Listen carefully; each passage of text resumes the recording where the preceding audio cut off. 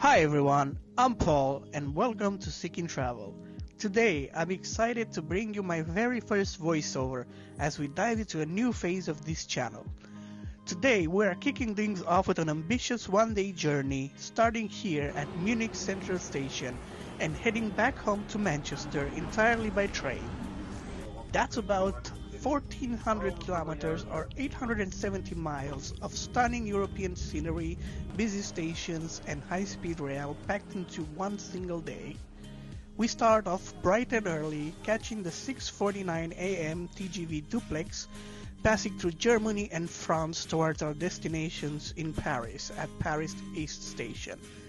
Once we arrive in Paris, it's an easy transfer into Gare du Nord with plenty of time to make the connection, where we will hop on an Eurostar speeding through the Channel Tunnel to London St Pancras in just over 2 hours. Finally, we will catch the Avanti Pendolino from Euston to Manchester Piccadilly, rolling in around 8 p.m. local time after an epic 1400 kilometer adventure. So, without any further ado, let's get on with the video.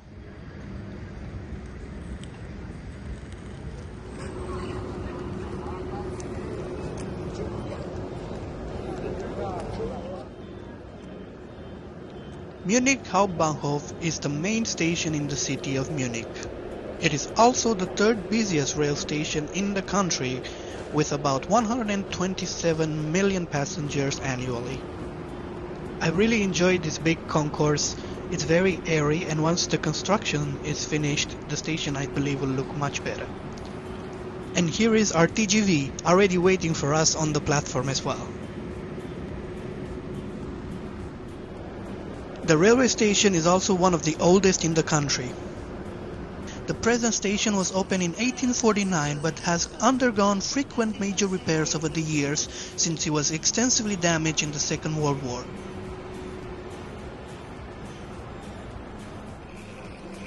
But enough talking, let's head out to our train.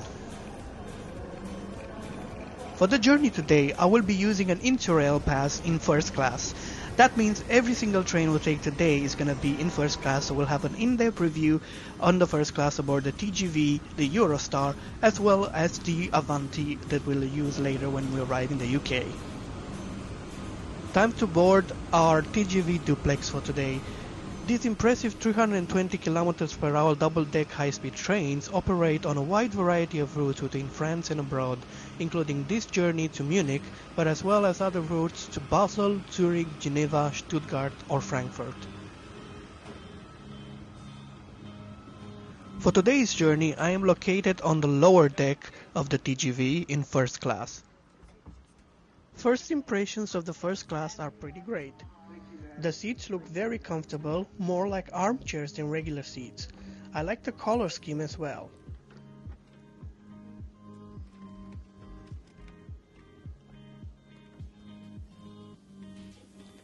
And here is my seat, number 31 for today's journey.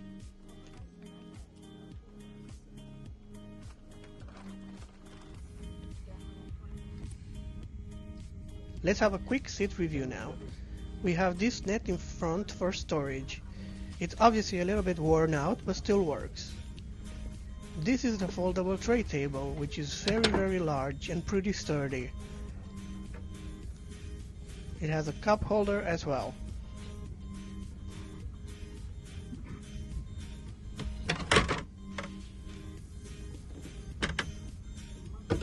The footrest is pretty wide and it works pretty nicely.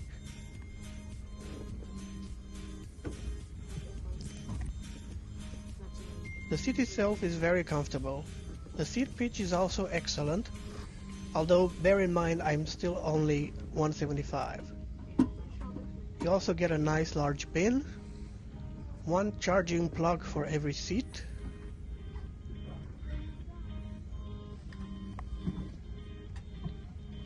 coat hooks are also available, as well as a reading light.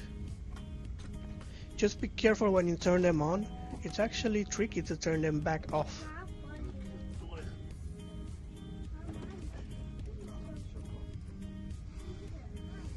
We have air conditioning as well, and it works good. And blinds as well in case it's very sunny.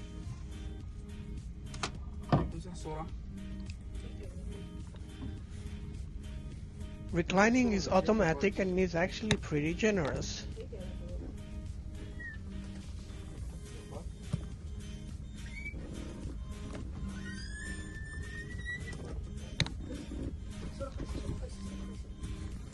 You also get these large armrests. They might look a little bit worn, but they are actually very comfortable.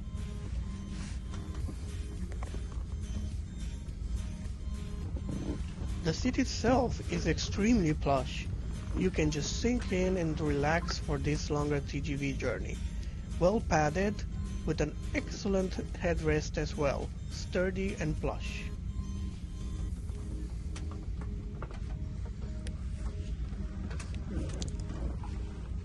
At the end of each carriage, you have large racks for luggage.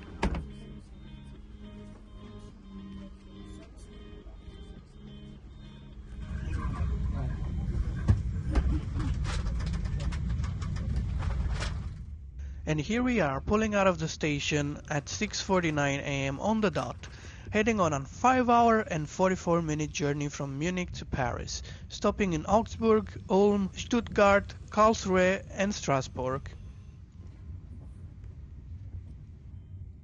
Total rail distance between Munich and Paris is about 828 kilometers, which at 5 hours and 45 minutes gives us an average speed of 144 kilometers per hour. This is pretty much, no doubt, due to some of the slower speeds that we will encounter along Germany.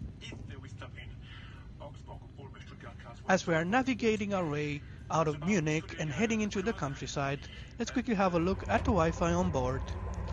The TGV offers a very comprehensive entertainment system, which includes movies, TV shows, magazine, as well as a live timetable.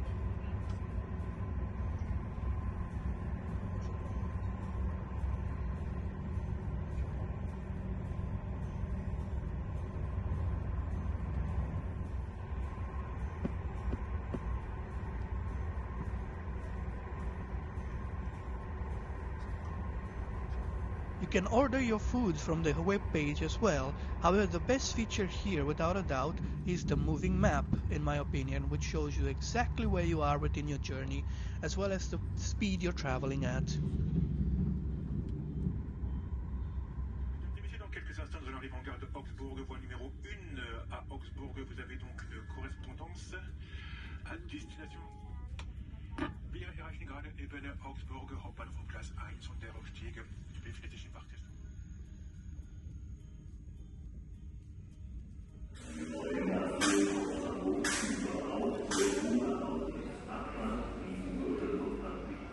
After arriving, we had quite a drama unfold.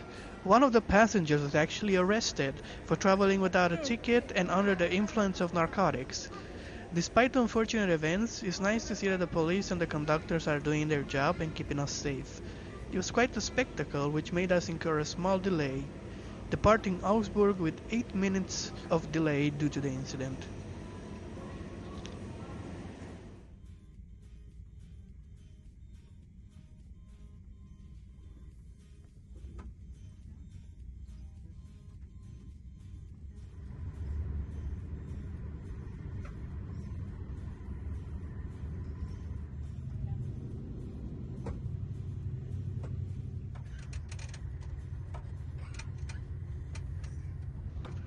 "40 minutes after Augsburg, we are already approaching our next stop in the city of Ulm.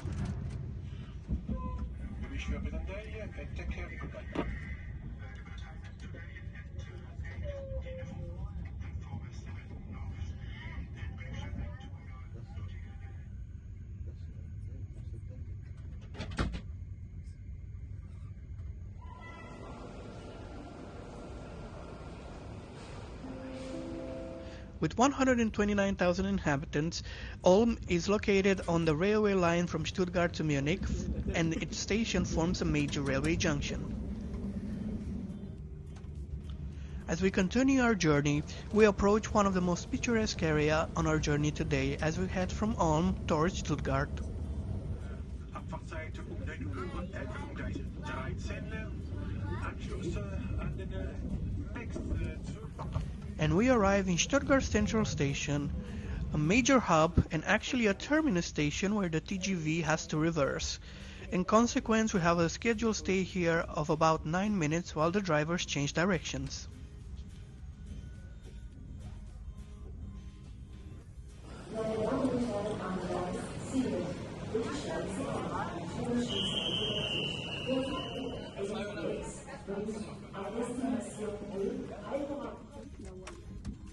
Stuttgart Central Station is also a major construction site at the moment on the project called Stuttgart 21, involving the construction of a new underground through station underneath the city, which is likely to shorten the time of our TGV as well in the future.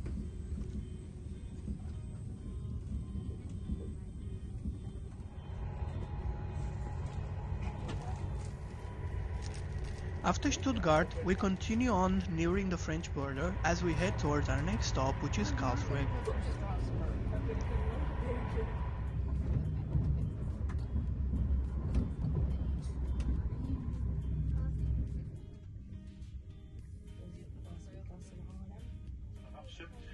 And the exit to the left. The exit to the left.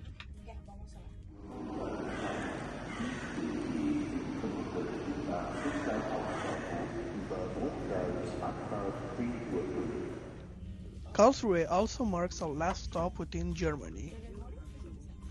Soon after, we will reach the border and we will cross over into France.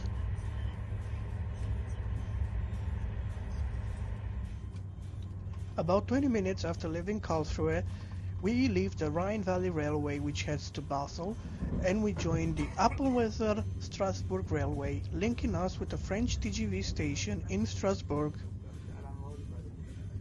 Passing through Kehl now, which is the last stop in Germany before the French border. And now is the River Rhine, which actually marks the border between Germany and France. And as soon as we cross the border, we are technically already in the city of Strasbourg. So welcome to France.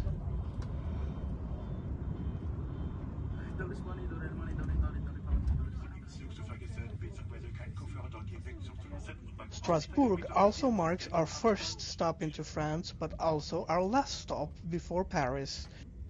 From here we will run non-stop the remainder 500 kilometers that separates us from Paris.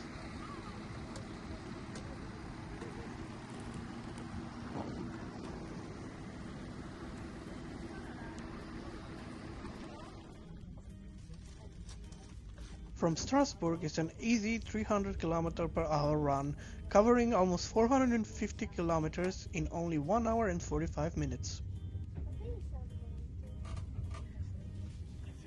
Shortly after leaving Strasbourg, we enter on the LGV East line, and it's not long before we reach the maximum speed of 300 kilometers per hour.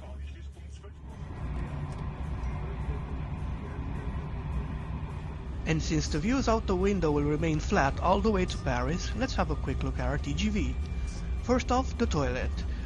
I found the toilet on board to be relatively clean, although you cannot factor the mess some people leave along the way.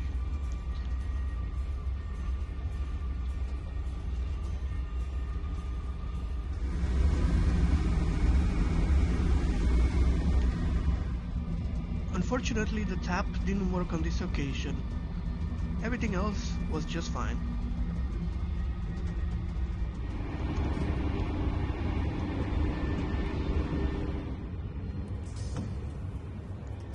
I always liked the bistro on board the TGV. It's by no means the best I've ever tried, but there's just something special about it that I enjoy. On this occasion, unfortunately, the bistro was closed, so I cannot give it great marks, but at least they gave us some free water. I guess as a compensation for being closed, which is pretty nice to be fair.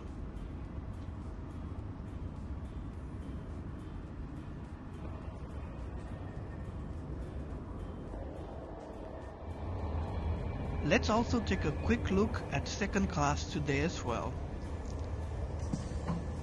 This is obviously in a 2x2 configuration with plenty of luggage space at the end of each carriage. Unfortunately, the luggage space above the seats, which I always find more comfortable to leave my personal stuff in, is extremely limited, which is something that I always find disappointing on board the TGV.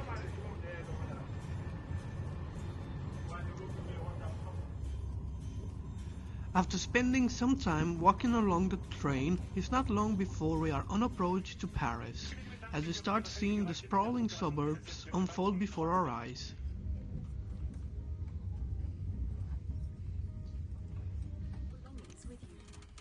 We reach Paris Gare d'Est at the very end of the platform for being one of the last carriages.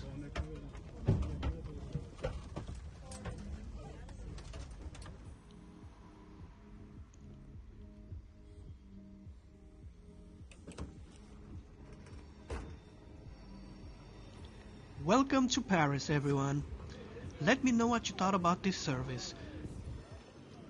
Personally, I would love to see the TGV spreading its network to more cities across Germany and beyond. For example, a TGV heading from Paris all the way to Austria or maybe even further. But for now, this will do. It does enable you to travel from Munich to Paris in under 6 hours, which I believe is absolutely remarkable, covering such a distance in short amount of time. This is the lovely Paris East Station. Now let's head out to make the transfer to Gare du Nord. The transfer is very easy to do. Just exit the station on the west exit and follow the many signs leading you to the escalator, rising gently above the station, where it will be able to have a panoramic view of the entire Paris East Station.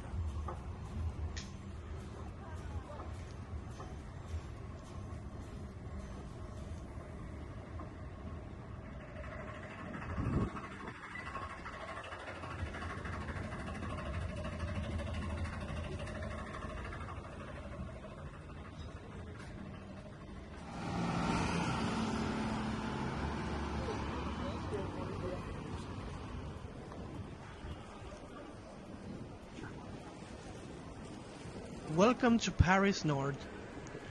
Walking at a leisurely pace, it shouldn't take you longer than 15 minutes to reach the station. Gare du Nord is one of the 7 large mainline stations in Paris and is served by trains that run between the capital and northern France via the Paris-Lille Railway, as well as to international destinations in Belgium, Germany, Netherlands and the UK, which is where we'll be heading today via the Eurostar. It is the busiest station in Europe by total passenger numbers. The Eurostar entrance is located in Hall 1 and is very clearly marked with signs for London. We just head up the stairs via the escalator where we get a panoramic view of the entire station, and you see this big sign for Eurostar.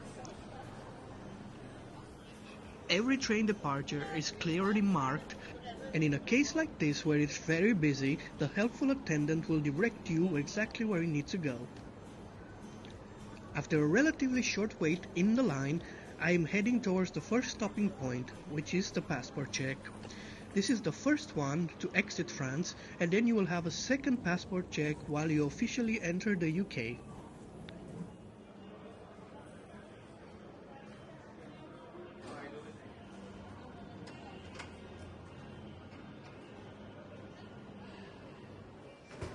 Past the passport checks, you'll still have one more thing to do, which is the luggage scan, after which we are officially in the UK, in the main lounge here at Paris North Station.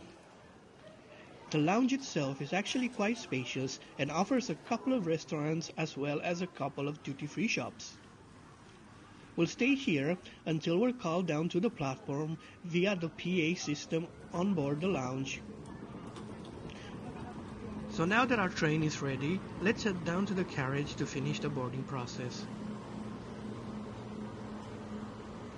My Interrail first class pass entitled me to the equivalent of an Eurostar Plus class on board the Eurostar.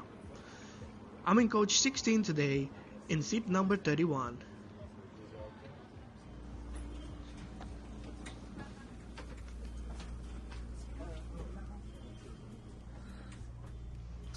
Now that we are settled, let's have a quick review of the seat. First off, we get a vanity mirror here, which I'm not sure how helpful it is.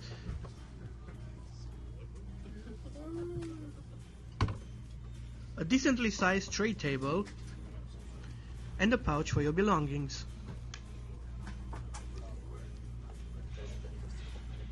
You get a cup holder, an extra light, a coat hook, and a second pouch for some more of your belongings.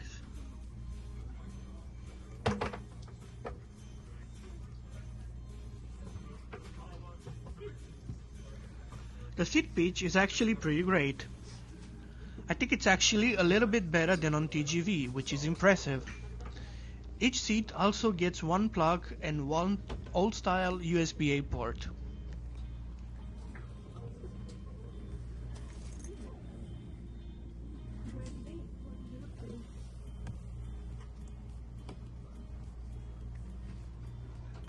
You have full covering blinds, some more coat hooks,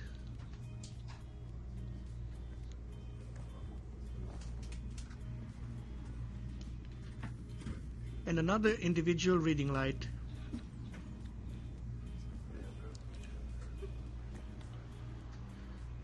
There's plenty of storage above the seats. Good enough for me to leave my backpack on top of it.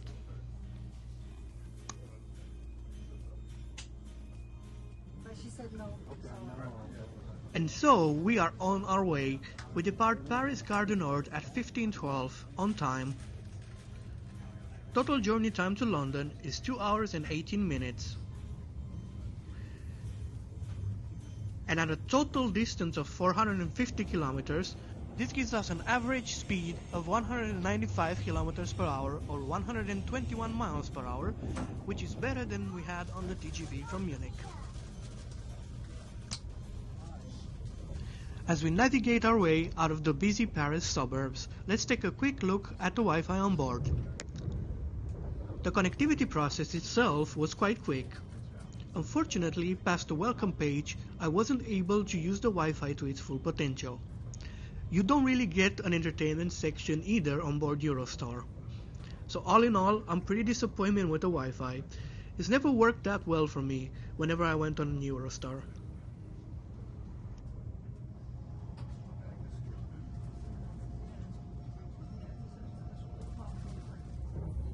The Eurostar services from Paris usually run non-stop, and as we head into the French countryside, we are served the first on-board meal, which is included for Eurostar Plus passengers. Since this service was in the afternoon, it consists of a full meal, a coffee, a scone, and some orange juice, which is pretty good. It's definitely better than nothing, which is basically what you get on most first-class trains on board Europe. Now let's take a quick look at the train. Eurostar Premier and Plus class is in a 2x1 configuration and is quite spacious between the seats.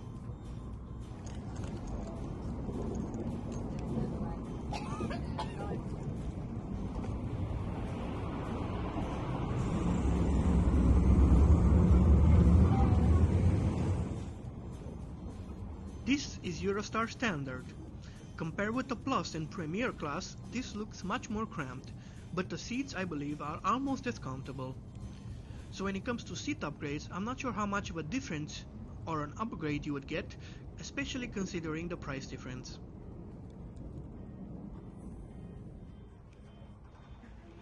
This is the bistro on board the Eurostar, which covers 2 halves of the middle coaches of the train.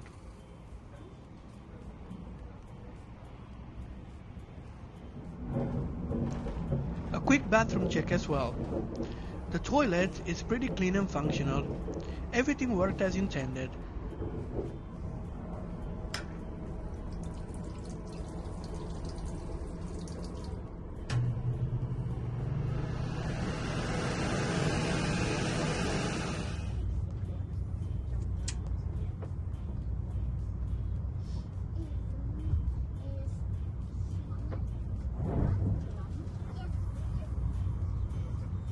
Around an hour after departing Paris, we passed through the station Little Europe. At this point, the lines from Brussels and Amsterdam joined us as well, and we are on a straight shot towards the UK.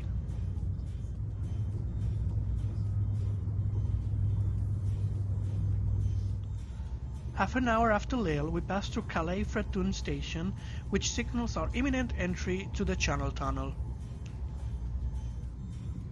And after the lines from Le Château join us, we are in the tunnel. We officially enter the tunnel for 25 minutes of darkness until we reach the UK. Is it at this time that I relax, have a quick read, and enjoy my complimentary orange juice before we head out again? Welcome to the UK!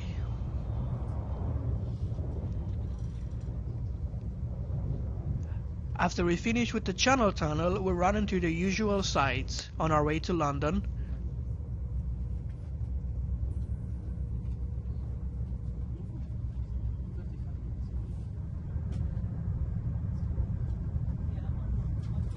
Like Ashford International Station,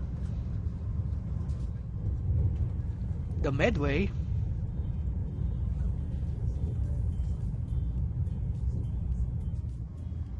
and finally the M25, which signals our official entrance into Greater London.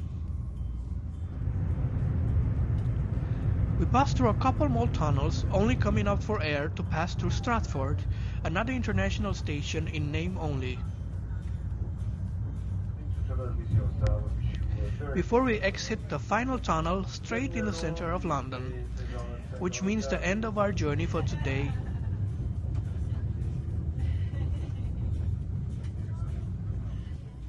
As we arrive early at St. Pancras International Station at 16:25.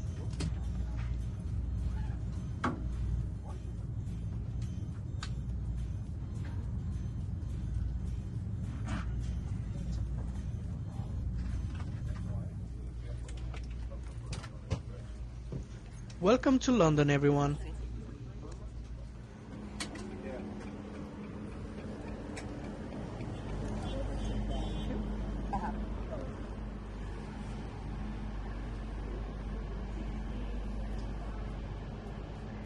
After getting reprimanded for filming the train, we are heading down the long platform at St. Pancras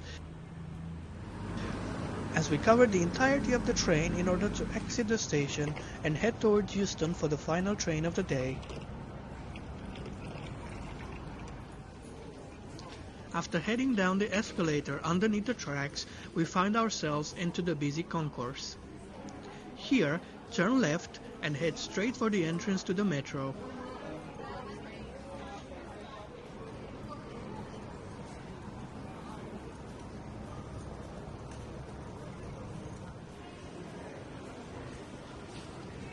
Once at the entrance, ignore the actual stairs going down and head for the side corridor towards the exit, which is the quickest way to get to the street. Here, turn right and head straight down the road.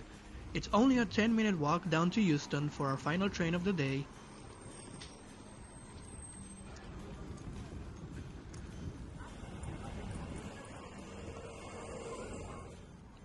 At a leisurely pace, it shouldn't take you more than 15 minutes since exiting St. Pancras before arriving at Euston.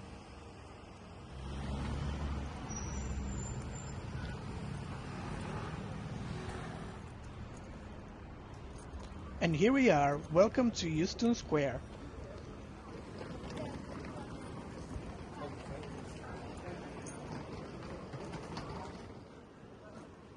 Since I have an Interrail pass, I can hop on the first train heading to Manchester.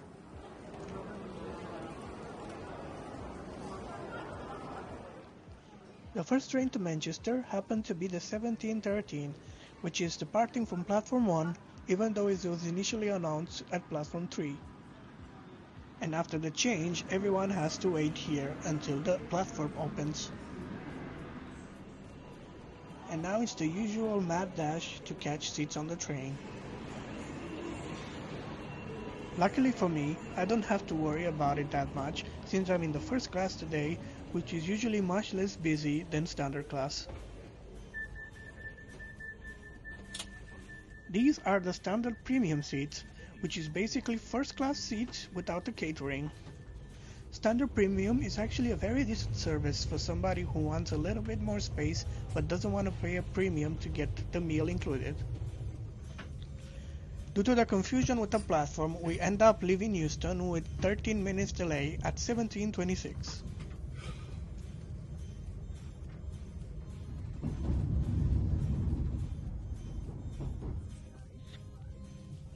As we navigate our way out of London, let's quickly check the Wi-Fi for Avanti. I'm happy to say that the Avanti Wi-Fi works better than the Eurostar, which is kind of a disappointment for the Eurostar, especially since Avanti includes a small entertainment section as well. The Wi-Fi speeds are also a little bit better than on the Eurostar.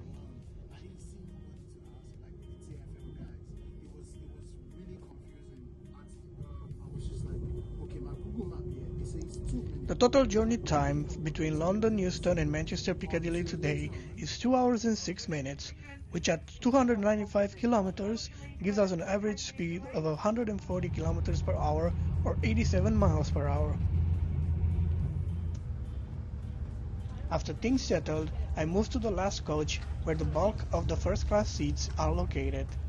The seats themselves are pretty plush and pretty large with decent padding and plenty of space.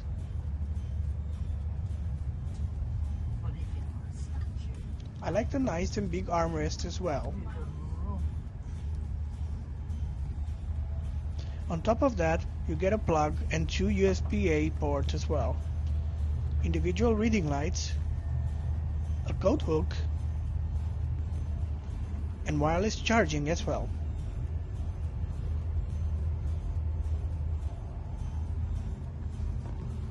Unfortunately, the big downside here is the space for your feet, which is relatively large, but with its big pole in the middle of the table, let's just say it takes away a lot of the space.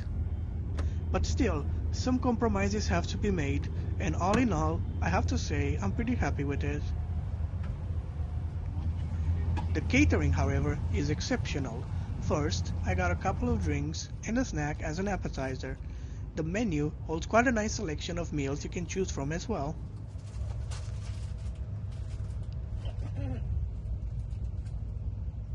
I went for the cold platter today, which was absolutely delicious and actually made me quite full.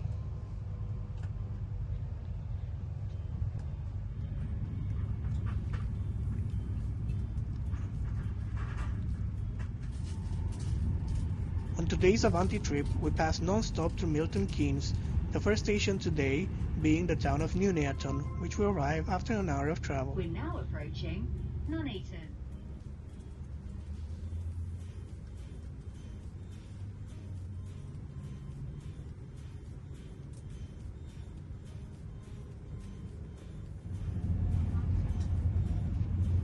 Honestly, with the catering and everything, the journey felt like a breeze, and time passed really quickly as I enjoyed the food and the catering on board.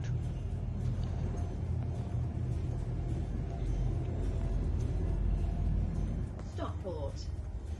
After Nuneaton, I decided to have a further look down the train. First class is in a 2x1 configuration with large tray tables and plenty of space. This is the standard class, which is also relatively airy with decent sized seats. I reviewed these seats in other videos as well. Check them out in the description below.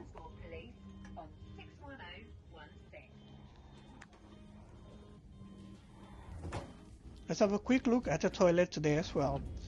The non-accessible ones are actually pretty cramped, but they do the job. Every time I went on one in this train, all of them were always very clean. I don't think I've ever had a bathroom on Avanti which hasn't been in working order, which is actually quite a departure from most of the reviews I had beforehand. I'm honestly pretty happy with the service on today's Avanti.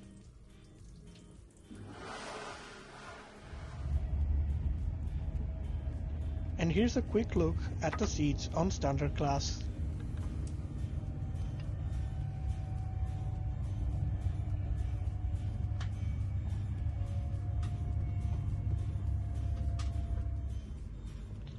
Next stop is Stoke-on-Trent, which we arrive with 21 minutes of delay.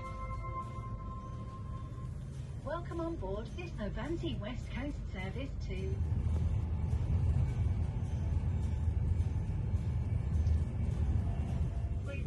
This is Stockport, the last stop before Manchester. And now that we are close to the end of the journey, let's have a quick summary. For such a long distance, it really felt like the journey flew by. It also helps that the longest leg of the journey of almost 6 hours was at the beginning of the day, which passed faster than if you had been at the end. I've gotta say, the most comfy experience has been on board the TGV, but I gotta give credit to Avanti for having some of the best catering from all 3 trains I've experienced today. Unfortunately, the Eurostar is always somewhere in the middle. I gotta give it props for offering catering on board their Plus offering and on the Premier obviously, but unfortunately most of the stuff on Eurostar is pretty mediocre.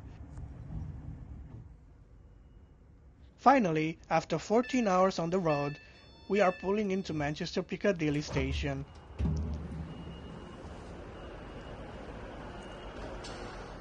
Welcome to Manchester. Thank you so much for watching this far. Let me know if you enjoyed the journey today. I'm very happy to bring you my first voiceover. I'm really looking forward to any feedback you guys might have for me. Let me know if you like the journey and if you like to try it yourself. You can definitely see it's possible. I'm very excited to hear your thoughts. Anyway, thanks so much for watching, and I'll see you guys next time.